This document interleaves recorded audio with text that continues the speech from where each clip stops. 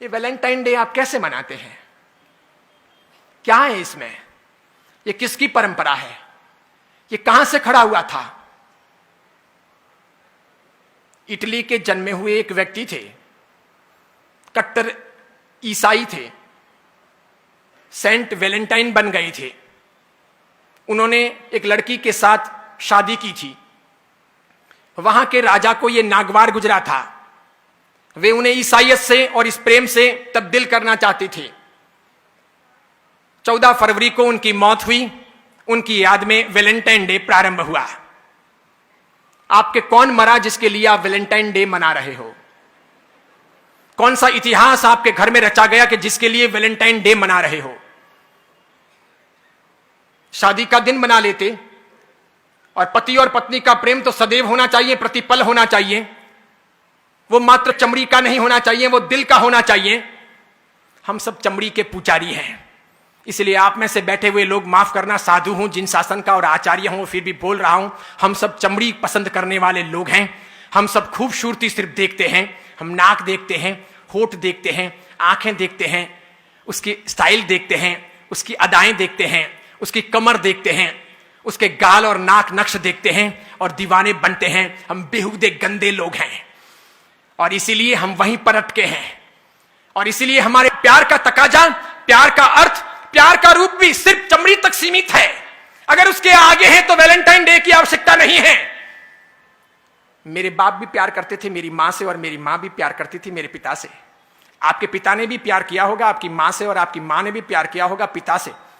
जरूर उनके वहां पर उस समय उस रूम को सजाने के लिए गुलाब के फूल नहीं रहे होंगे, कोई रूम स्प्रे या बॉडी स्प्रे नहीं रहा होगा, वो टब नहीं रहे होंगे कि साथ में बात कर सकें। इसके सिवाय अन्य अन्य प्रकार के संसाधन नहीं रहे होंगे, वो स्नो, शैम्पू, वो खूबसूरती के अन्य अंदाज नहीं रहे होंगे। तरबीज जीवन की पवित्रता रही होगी, समर्पण का भाव रहा होगा, वो अर्धांगिनी का रूप रहा होगा, वो गहरी आत्मीयता रही होगी, वो दिल रहा होगा, वो प्यार रहा होगा, वो घनिष्ठता रही होगी।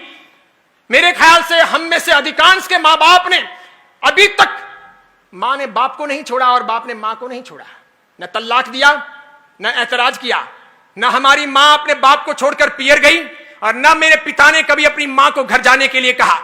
भले ही मेरे पिता जाड़े रहे होंगे या आपके किसी के पिता मोटे रहे होंगे, मां दुबली पतली रही होगी, तब भी ये जोड़ा कामयाब रहा होगा। भले पिता काले रहे होंगे, मां गोरी चिट्टी रही होगी, तब भी वो जोड़ा कामयाब रहा।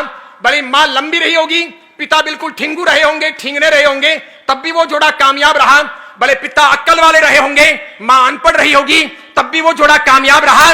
आज तो हम इंच इंच देखते हैं, सेंटीमीटर सेंटीमीटर देखते हैं। आज हम देखते हैं कि उसकी आंखें बराबर नहीं है, उसके होठ बराबर नहीं है, वो बोलती है तो वो यूं यूं बोलती है, या फिर वो जो है ना वो देखता है तो बार बार यूं यूं देखता है, इसलिए मुझे ऐसा पसंद नहीं है। अरे डूब मरो चुल्लू भर पानी लेकर हाथ में कि हम चमड़ी के पुजारी हैं। हम दिल कब तलाशेंगे, हम अच्छी व्यवस्थाएं कब खड़ी करेंगे, हम संस्कारों की चिंता कब करेंगे, एक अच्छी इंसानियत के तौर पर इस दुनिया में ज्ञान का दिया कब जलाएंगे। अरे सब साधु तो बन नहीं सकते, ये मैं मानता हूं, सब साधवियां हो नहीं सकती, ये मैं मानता हूं। शादी करना आवश्यकता है जिंदगी की, हर कोई त्यागी बनकर के इस मार्ग पर आएगा नहीं। अधिकांश लोग गृहस्थ जीवन ही पालेंगे तो पाणी ग्रहण होगा, विवाह होगा, और विवाह के बाद कौन क्या करता है ये मुझे कुछ कहने की और पढ़ाने की आवश्यकता नहीं है। इसलिए गृहस्थ धर्म है, गृहस्थ जीवन है, गृहस्थ एक आधार है। इसे महावीर ने अलग से एक परंपरा कहा है, एक धर्म की व्यवस्थाएं दी है। लेकिन महावीर चमड़ी के आधार पर बातें करने वाले या चमड़ी को प्रमुखता देने वाले इंसान नहीं। उन्होंने उससे ऊपर हट करके